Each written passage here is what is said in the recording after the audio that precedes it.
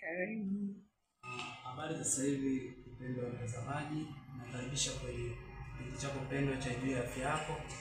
Leo hii tutaenda kuzungumzia juu ya ugonjwa wa kisukari, hususan kwenye katika swala la mbinu za kuepuka au njia za kuepuka ugonjwa wa kisukari. Na leo hii tunaye hapa Dr. Mongi ataenda kutuelezea kuhusiana na ugonjwa wa kisukari, inasababishwa na nini na ni kitu gani.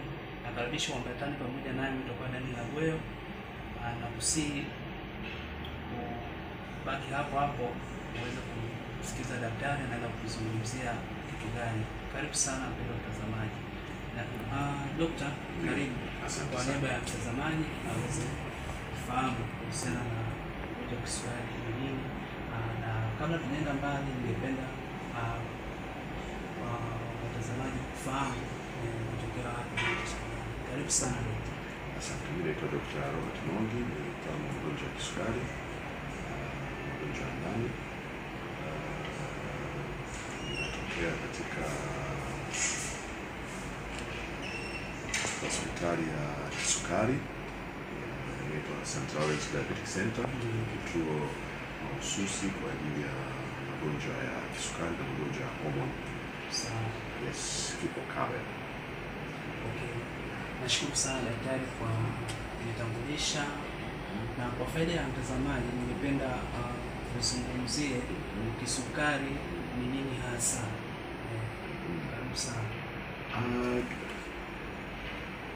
Kisukari kama ugonjwa sasa, maana tukisema kisukari ni nini, watu wanajua kisukari ni kiungo cha chai. Kwa kisukari kama ni ugonjwa, ni tunasema ni hali ambayo inatokea mwilini, mwili unashindwa control sukari. Sawa. Yaani inatokea kunakuwa kawaida mwilini kunakuwa na kiwango maalum cha sukari kinachotakiwa kuwepo kwenye damu. Sasa kila mtu akila chakula, especially vyakula vya wanga, ndio vina hiyo glucose, ndio ambavyo ndio virutubisho. Sasa vile virutubisho actually ndio sukari yenyewe. Kwa kitaalamu tunasema glucose, lakini kwa Kiswahili ndio sukari, ndio. Sasa vile virutubisho vikishaingia kwenye mwili, kwenye damu, ina maana vinaongezeka amount ukishakula chakula. Sasa kawaida huwa vikishaongezeka vinatakiwa vitoke hata muda fulani. Sawa. Sasa ile sukari inapoendelea au hiyo glucose inapoendelea kuwa kwa kiwango cha juu katika damu, ndio inaleta matatizo. Sasa hiyo tunaita mtu anakuwa na tatizo la ugonjwa wa kisukari. Maana yake kuna mfumo unakuwa umefeli hapo, si ndio? Kwamba kawaida sukari inatakiwa ingie alafu itoke. Sasa hii imestack. Na huo mfumo ni mfumo gani ambao unafeli? Ni tunasema ni mfumo, lakini sio mfumo pase. Yaani ni figure of speech tu ili mtu aelewe, si ndio? Lakini kunakuwa na vitu fulani havifanya kazi inavyotakiwa. Sawa. Kwa kawaida sasa ukiingia kitaalamu zaidi tunasema sukari chaingia mwilini na glucose, lazima insulin inasaidia kufungua kama milango ili sukari itoke. Sasa pale ndio kunakuwa na shida, na ndio actually sasa kama ukitaka kujua sababu za kwa nini watu wanapata ugonjwa wa kisukari, ni kwa sababu ya hiyo, kwamba kuna sehemu hapo insulin inakuwa haifanyi kazi inapotakiwa. Aidha inapata ugumu wa kufanya kazi ambayo kitaalamu tunasema resistance, ama inakuwa haipo kabisa insulin. Okay, sawa daktari. Nashukuru sana kwa maelezo hayo. Kwa kuwa tunazungumzia mbinu ama njia za kuepuka ugonjwa wa kisukari kwa faida ya mtazamaji ili aweze kuelewa. Je, ugonjwa wa kisukari inasababishwa na nini ama inatokana na nini hasa? Kwa hiyo sasa issue kwenye ugonjwa wa kisukari kwanza ni moja tu, changamoto ya insulin. Sawa. Kwa sababu sukari inakuwa control mwilini au inaondolewa kwenye damu mwilini na kitu kimoja. Yaani hapo inabidi sasa watu wanatiwa na insulin. Sawa. Sasa ukija kwenye sababu, kunakuwa na sababu kuu mbili. Sawa. Sababu ya kwanza, insulin inaweza isiwepo mwilini. Sawa. Na hii inatokea tu, mtu anazaliwa mwisho wa siku kongosho lake linaacha kutengeneza insulin. Sawa. Of course kuna cells ambazo ziko kwenye kongosho ambazo ziko specific kwa ajili ya kutengeneza insulin. Kwa zile cell zinakuwa attacked, tunasema na autoimmune, so another science, lakini ki layman language au kwa mtu wa kawaida kuelewa ni kwamba ile part ya cells ambazo zinatakiwa zitengeneze insulin zinakufa. Okay.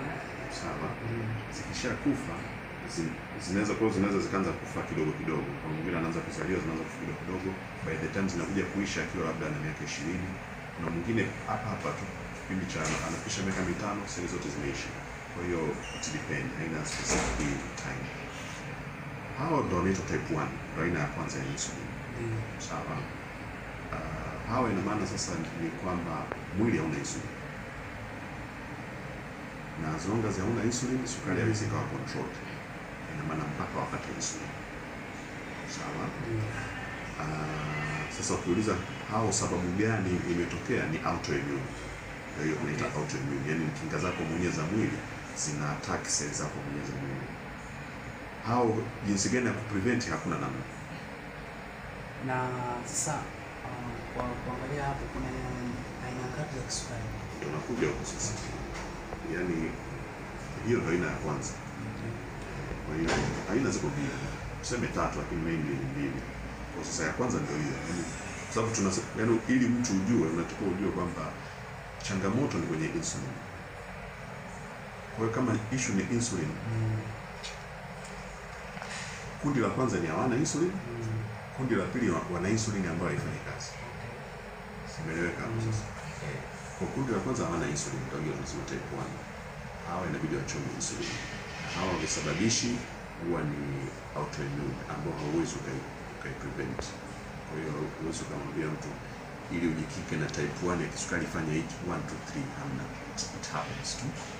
Chance ikitokea imetokea, hamna namna, sio? Tunapambana kwenye control. Aina ya pili ndio hiyo tunasema mtu anakuwa na insulin lakini ufanisi wake umefanya nini? Kwa production ipo, ila ufanisi ndio umefanya nini? Umepungua. Au inakutana na resistance kwamba haiwezi kutokea. Sasa hii ndio mara nyingi inatokea ukubwani, ambayo tunasema inakuwa inaushaishwa, yani ina associate na lifestyle.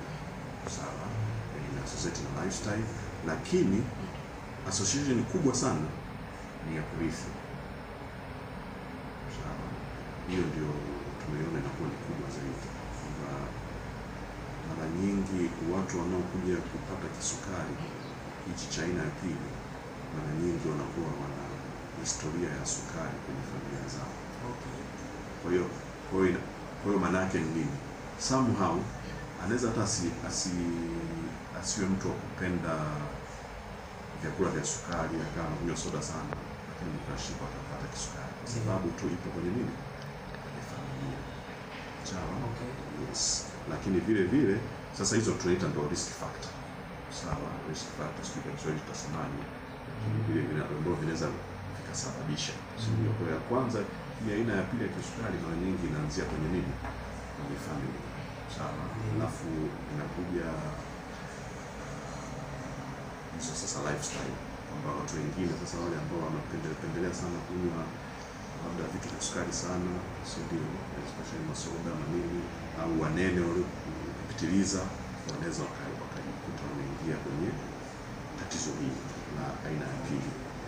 Na kuna aina ya tatu ambayo actually ni kama ya pili, lakini kwa sababu inapatikana kwenye group peke yake tunaita aina ya tatu. Lakini technically mechanism yake kufanya kazi ni kama aina ya pili tu. Kisukari cha wajawazito. Mtoto akishika ujauzito kupata kisukari. Haya akishajifungua kinaweza kikaisha, lakini tunasema 50-50 au kinaweza kaenda kinaendelea. Lakini vile vile hawa wanakuwa kwenye risk sababu baadaye watakuja kupata.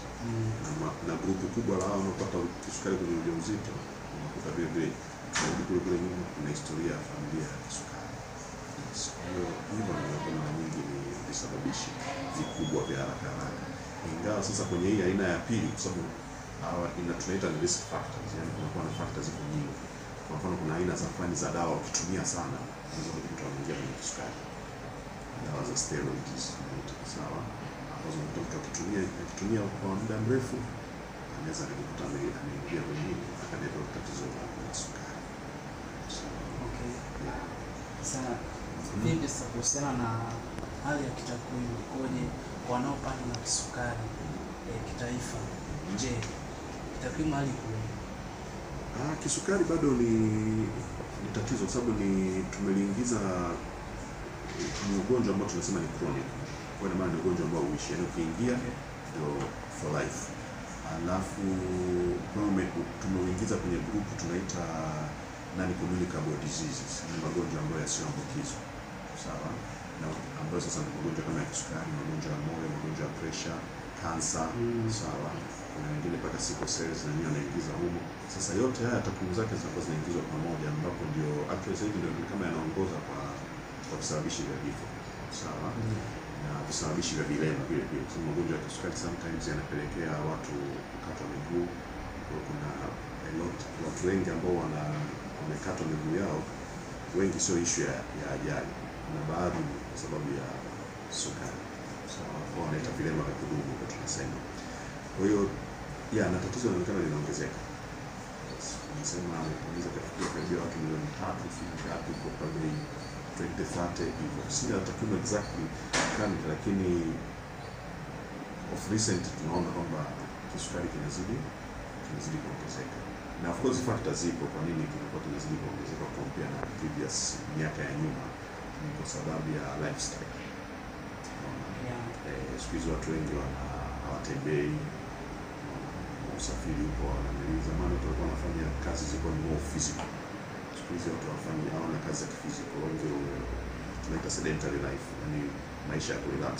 Watu wanatoka ofisini, wanapitia baa, kunywa bia, wanarudi nyumbani, analala, hamna mazoezi, kutembea huko ofisini, nyumba magorofa yana lift, watu hawapandi ngazi. Kwa hiyo kwa hiyo unakuta ile magonjwa yanawahi kuonekana hata kwa vijana. Zamani ilikuwa tunasema magonjwa ni ya wazee, lakini sasa hivi kwa vijana yanaonekana wanaanza kupata kisukari. Na yote hiyo ni kwa sababu ya lifestyle na kujiachia, unene kupitiliza. Kwa hapo wanaoathirika sana ni rika yote. Yes, rika lote, lakini sasa kuna tofauti. Kama type 1 inaathiri sana rika ya kwanza, ni wadogo. Type 2 ina affect sana wakubwa, adult. Okay. Sasa katika hii adult ndio tunasema kwamba zamani ugonjwa ulikuwa unaonekana mtu akishafisha miaka 60 huko ndio alikuwa anaanza kuonekana, anaanza kupata matatizo ya kisukari. Sasa katika hii adult sasa hivi imeshuka. Sasa hizi miaka 40 mtu anaanza kuonekana na kisukari. Kwa zamani ilikuwa haiko hivyo. Sasa baada ya hapo vipi kuhusiana na matibabu ya kisukari zikoje? Matibabu yapo ya aina 3.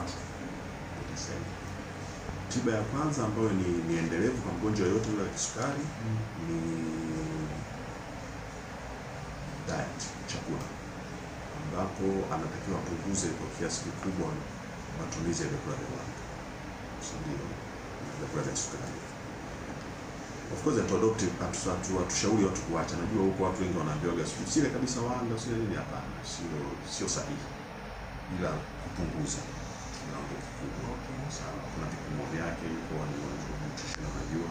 Kwa hiyo unapunguza kwa kiasi kikubwa sana vya matumizi ya nini, ya wanga. Kwa kuna baadhi ya wagonjwa wakishapunguza matumizi ya wanga wanakaa vizuri, hawahitaji kuingia kwenye dawa. Yaani sukari yao inakuwa control vizuri, kwa anabaki hapo. Kuna wengine hata akipunguza matumizi ya wanga bado sukari inakuwa ni tatizo, inabidi aingie kwenye dawa. Sasa na dawa ziko za aina mbili. Kuna za vidonge na kuna za sindano ambazo nzuri sasa. Kwa hiyo mara nyingi wale wa type 1 au mara nyingi wale wana straightforward wanaanza na insulin. Sababu hiyo changamoto kwa type 2 mara nyingi tunaanza na vidonge. Kwa hiyo wanatumia na vidonge, labda baadaye huko labda kama mtu ameziendea haja control vizuri, anajikuta anaingia kwenye insulin. Kwa matibabu yapo na matibabu yanaendelea. Kwa sababu haya magonjwa ni chronic, hayaponi. Sio unakuwa nao. Kwa hiyo unatakiwa utumie dawa kila siku. Hakuna dawa ya kusema tutatumia leo kama malaria, dozi ya siku 5 afu kesho umepona maisha yanaendelea hapa. Haya ni magonjwa ya chronic kama vile magonjwa ya pressure, tunatumia dawa for life. Vipi kuhusiana labda kwenye ulaji hapo? Mgonjwa wa kisukari anashauriwa kutumia juisi ya matunda kiachana na zile juisi za zingine? Anashauriwa. Ndio maana nimesema mimi kupunguza. Yaani kuna notion tofauti huko mtaani. Sisi hatusemi yani hatakiwi, anatakiwa kunywa chochote kile. Ugonjwa wa kisukari sio wa Tanzania tu. Okay. Unajua Tanzania wameshakremisha ugonjwa wa kisukari ni kama wa kwenu tu. Sawa. Ugonjwa wa kisukari kwa worldwide. Okay. Sawa. Uko worldwide na watu wote wanatibiwa. Mtu mwingine atakwambia tu, "Wewe unakula tu ndizi." Usile sio nini? Ukienda nchi nyingine ambapo hata ndizi hawajui kupika, Ulaya ndizi hazipo kwanza. Utakula nini? Okay. You understand? Ulaya huwezi kununua mchicha. Hapo analingia unanunua mchicha, Ulaya hamna mchicha. Ulaya hakuna sijui, yani kuna vitu gharama. You understand? Kwa hiyo haiko hivyo. Mgonjwa wa kisukari hajakatazwa kula. Kama unakumbuka nilivyoanza kuelezea kwamba tatizo ni nini? Tatizo nimesema ni insulin inashindwa kutoa sukari kwenda inakotakiwa. Lakini sio kwamba sukari ndio tatizo. Unapata? Yaani chakula ni victim. Si ndio? Yaani ukizuia chakula haujasolve problem. Ni kama wewe unaumwa jino, alafu tukwambie usile nyama. Usipotafuna jino tukunywe uji tu. Usipokunywa uji tu, jino halitauma. Okay. Kwa sababu hujatafuna. Lakini maisha tumelitibu. Yes. Siku nyingine ukianza kukapewa nyama tena ukila, jino lazima linauma. Solution ni kutibu jino. You understand? Kwa hata kwenye sukari, ugonjwa wa sukari hakatazwi kula. Sawa? Tunajua yes, mfumo wake una changamoto. Kwa tunamwambia punguza kiwango ili kusupport mfumo. Kwa sababu demand ya chakula iko pale pale. Yaani demand ya ugali wewe mwilini mwako sio issue, iko pale pale. Sawa? Kwa hiyo anakula kidogo. Kwa hiyo hata ukija kwenye vyakula huku, kwa mfano kama swala lako unasema sio juisi ya matunda. Yes, matunda sio kula. Sababu lazima apate vitamins. Sema sasa kiwango ndio tunaangalia. Sisi tunakuja kuangalia ni kiwango. Yaani chochote kile ruksa. Issue ni nini? Amount. Shida yenu wa Tanzania mmezoea kula sana. Okay. Kwa hiyo ukimwambia mtu kula ugali saizi ya ngumi, weka bila gani? Tuendelee. Ukimwambia mtu kula ngumi, si ndio? Anamwambia sawa, hawezi kushiba. Lakini si kweli. Kuna watu wenyewe ukienda Japani mtu ndio chakula chake cha kila siku. Umeona? Kwa hiyo ni issue sio chakula, ni kwamba sisi tumezoea kula sana. Sasa yani tumezoea kula sana, hatujazoea kula mboga sana. Tumezoea kula hivi vyakula vya vingi zaidi. Mtu anakuta kimaharage kidogo, ugali huu, yani anafanya chovya. Umeona? Sasa hiyo si ndio tunamwambia kwamba sasa hivi ugali punguza. Sawa? Ugali punguza, yani amount ndogo ambayo ndio tunajua mwili bado unahitaji. Sawa? Mwili demand ya mwili haiendani na chakula unachokula. Kuna viwango maalum. Ndio maana wewe hapo unaweza ukala kuku mzima sana. Sawa? Na ukamaliza ukashiba ukafurahia. Lakini swali nitakuuliza, je, mwili wako, sababu kuku ni protein. Kwa leo, kwa mchana huu, mwili wako ulikuwa unahitaji protein ya kuku mzima? Hapana. Labda ni kipaji tu ndio inatakiwa ule unapata protein ya kutosha kusustain. Kwa hiyo vingine ulikuwa tu unafurahisha mwili, unafurahisha mdomo na appetite yako. The same applies hata kwenye ugali na wali. Kwamba tunakula mwingi lakini sio kwamba demand. Na ndio maana tunanenepa na tunaanza kuwa na vitambi na nini. Kwa hiyo subiri hapo kidogo. Ndio hivyo.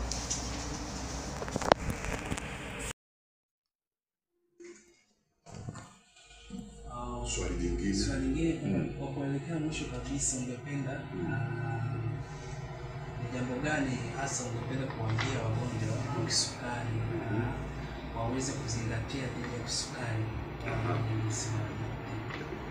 Kisukari ni ugonjwa hatari.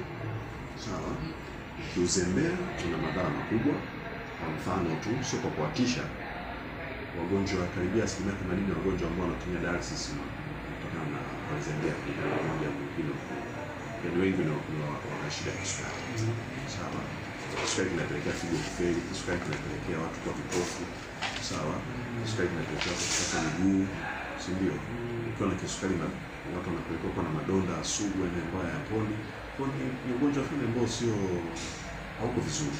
Sawa, lakini kama usipokuwa makini nao. Kwa hiyo ushauri wa kitaalamu sasa, mmoja tunashauri kwa control sukari yako. Kucontrol sukari kuna vitu vitatu. Mmoja, waangalia wanachokula. Tunasema kupunguza wanga, si ndio? Wakishapunguza wanga, wanatakiwa wao wenyewe waanze kupima sukari yao. Kuna level ambazo zinatakiwa ziwe. Yaani asubuhi kwa mfano sukari yako inatakiwa iwe ngapi, jioni sukari yako inatakiwa iwe ngapi. Ndio hapo ili kwamba ikizidi unajua hapo imezidi. Alafu na matumizi ya dawa. Sawa, kwa wale ambao wanatakiwa watumie dawa. Lakini muhimu sasa ni kucontrol. Hivi vyote vinaweza vikawepo, lakini kucontrol ndio nini? Unaweza kuwa unapunguza chakula au hauli kabisa, unaweza kuwa unatumia dawa, lakini kama sukari yako iko juu, lazima utafute solution. Sababu tumepata na kesi nyingi za mtu anambia, lakini mbona andika dawa natumia, lakini sukari yangu naona iko juu, kwa ameizika hapo. Simply kwa sababu anatumia dawa. Unataka ndio unatumia dawa, lakini dawa zikusaidie. Kwa muhimu ni kuhakikisha una control sukari yako ikae kwenye level inayotakiwa. Alafu wasisikie miruzi mingi. Sawa? Ninachomaanisha nini wasisikie miruzi mingi? Mimi naweza nikakuuliza tu hapo. Ushasikia daktari wa tiba mbadala au mganga wa kienyeji anatibu kolera inaitwaje kwa Kiswahili?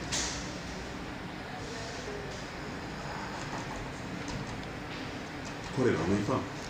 Kipindupindu. Ushasikia anatibu kipindupindu? Okay, kipindupindu wala tunaenda mbali. Unamjua mganga yote wa kienyeji anatibu malaria?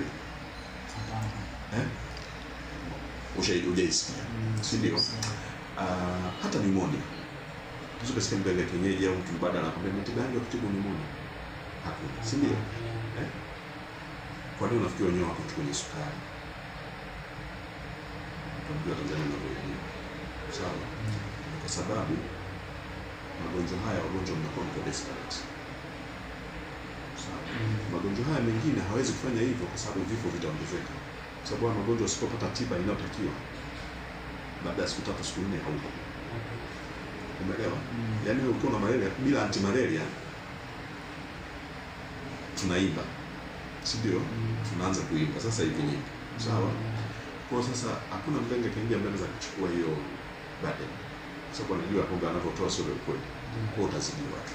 Sawa? Ukija kwenye ugonjwa wa sukari, kwa sababu sio ugonjwa unaoua immediately. Si ndio? Hiyo moja. Pili, kwa sababu una interfere na lifestyle. Tunapokuambia tukiacha hichi. Kinachotokea ni nini? Ni wagonjwa wanaanza kuwa desperate. Sawa? Tunasema desperate ya ku. Sababu kile ukija kwa daktari kama ukienda hospitali kokote kule, tunakwambia haina dawa, tunasema kwamba any dawa sio za kutibu, za kucontrol. Kwa hiyo tunaambiwa tu tumia dawa for life. Tumia dawa for life. Mgonjwa hiyo hataki kusikia. Yana anataka asikie kwamba anatumia dawa, baada ya siku 2 niko vizuri na mimi naisha. Sawa? Sasa akitokea mtu mwingine pembeni anambia bwana mimi nina dawa yangu hapa na maji yangu hapa, kutumia baada ya wiki sukari imeisha. Laki 3 nakimbilia huko. Unapiga laki 3 zenu, baada ya miezi kadhaa unarudi tena na complication juu. Mpaka ndio babu usubuhi. Yaani ndio vitu ndio unakuta waganga kienyeji, watu wa tiba mbadala, sudini, wataalamu wote wa afya unaowasikia wanajisikia wanasema wataalamu wa watakimbia tu kwambia sisi tunajua jinsi ya kutibu kisukari, tunajua jinsi ya kutibu pressure, tunajua jinsi ya kutibu magonjwa ya kansa kwa mfano, na kingine ni kwa wakina mama mambo ya uzazi. Mbona kwamba sisi kama kwa mtoto sio nini tuweke dawa na nini vitu kama hivyo. Kwa hiyo tunavielewa. Sawa. Ndio viko vingi. Sasa ushauri kwa wananchi ni wasisikie miuzi, wajue kwamba kwa hiyo ushauri ni kwamba haya ni ugonjwa chronic, ni ugonjwa wa kutumia dawa sio milele, ndio kwa kifo kwa kutenganishi. Sawa, ni ugonjwa ambao unatisha kwa familia, watu wanatakiwa wajue hiyo. Kwa hiyo atakiwa kama mzazi na tatizo la sukari, unatakiwa uanze kuelezea hata watoto kisha kama washaanza kuwa watu wazima waanze kujua, kwa sababu ili wachelewe kupata. Ndio.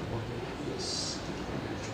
Sasa daktari, labda kutamatisha, je, ni jambo gani mahususi ambalo unaweza kuambia jamii juu ya swala zima la ugonjwa wa kisukari? Ni kipi hasa? Ugonjwa wa kisukari. Ugonjwa wa kisukari sio laana. Ni ugonjwa kama ugonjwa mwingine. Sawa. Hauna shida ukitumia dawa inapotakiwa. Unaweza kuishi miaka mingi. Sisi tuna wagonjwa wanaoongea miaka 70 walikuwa na kisukari na mpaka leo wako hai na wanaendelea vizuri kabisa pia wana kisukari kwa sababu wanatumia dawa zao. Ni kwamba sio kwamba ukiwa na kisukari ndio guarantee kwamba unapigiwa muhuri kwamba kifo kinakufuata baada ya miaka miwili. Hapana, ni kwamba utafuata masharti yako vizuri, utaishi maisha tu safi kabisa. Kingine, kutokana na magonjwa haya na associate na lifestyle, tunawashauri watu waanze kupunguza yaani waanze kuangalia lifestyle yao, kupunguza kula vyakula vya wanga kwa wingi, si ndio? Chifu wetu kwa Janami Kiasi anaelezea mambo haya, masuala ya chakula. Kwa hiyo kwanza kupunguza tu, sio lazima mpaka uwe tatizo ndio uanze kutekea chini. Unaanza kutekea chini wali wa health, si ndio? Punguza vitu vya wanga, punguza vitu vya sukari, fanya mazoezi, understand? Na kama unajua fanya check up, si ndio? Ya mara kwa mara, yani sio mara kwa mara, lakini angalau uwe na tendency ya kufanya check up. Na kama kuna historia ya kisukari kwenye familia yako, sasa inabidi uwe makini zaidi, si ndio? Especially kwenye check up, angalau unafanya check up kila baada ya miezi 6 kama hamna tatizo lolote. Unafanya check up kwa sababu sukari tunaweza kuigundua mapema. Ukigundua mapema inakuwa ni rahisi zaidi kuliko ukigundua late. Kuna stage inaitwa pre-diabetes. Sasa hiyo mara nyingi watu wengi hatuwapati hapo. Tunakuja kuwapata ikiwa late kabisa imeshatokea. Sasa ukiwa na tendency, mwananchi kama kawaida unafanya, yani utakuja hospitali mpaka unaumwa. Unakuja hospitali labda unajiwekea tendency, labda unafanya check up kila mara moja kwa miezi 6. Kitu kama hivyo unaweza kufanya. Itasaidia kugundua tatizo mapema na kuanza kugundua tatizo mapema, unaweza usiingie kwenye dawa. Kama inataka tu dawa hata maisha yako vizuri. Mara nyingi mtoto anakuja late, kwa sababu hata akiacha kula hata huo wanga wenyewe baada ya sukari itakuwa mzuri. Okay, sawa daktari. Na cha kuongezea hasa ambao unaweza kuwa nao ili kisukari na kisukari inaweza kufahamu kitu cha kutamatisha kabisa. Nafikiri vitu viko sawa, sio? Cha kutamatisha ndio gani ugonjwa wa kisukari na ugonjwa wao. Wananchi ambao wana kisukari ndio hawajui. Kwa sababu ugonjwa wa kisukari unajua upo. Kuna mtu anaumwa ugonjwa wa kisukari mwaka wa 10. Kwa hiyo amesha peruzi huko, kashapitia, kashaangalia YouTube, kashahangaika na hospitali. Kwa maana nyingi unakuta tayari wana information. Ndio. Sana tu wanakuwa labda tunasema ndio ile, kwa sababu wanakuwa wako anxious kutaka kupona haraka wakati tatizo liko lipo. Kwa hiyo unakuta wanakuwa wanahangaika, lakini stay somewhere, sehemu moja, attend clinic. Clinic mara nyingi tunasema kila mwezi mtu anakuwa attend clinic, attend clinic zao wale wagonjwa, watumie dawa kama wako kwenye dawa kama inavyotakiwa. Of course na wao wenyewe wanatakiwa waendelee kufanya lifestyle, endelee kumodify, fanya mazoezi kama wako kwenye position kufanya mazoezi, wazingatie chakula, basi wataishi maisha mazuri. Sasa daktari, nashukuru sana kwa muda wako. Karibu. Nashukuru sana kabisa tena siku nyingine. Mpendwa mtazamaji, nakushukuru sana kwa muda wako. na nakukaribisha katika siku nyingine kwenye kipindi chako pendwa cha Juu ya Afya Yako. Kwa nami Daniel Ngwea, na natumai umejifunza na kupata kufahamu kuhusiana na ugonjwa wa kisukari na namna ya kuepuka mbinu za kuepuka ugonjwa wa kisukari kutoka kwa Daktari Mongi. Nashukuru sana na usisahau kusubscribe channel hii ya Journalist Daniel Ngwea.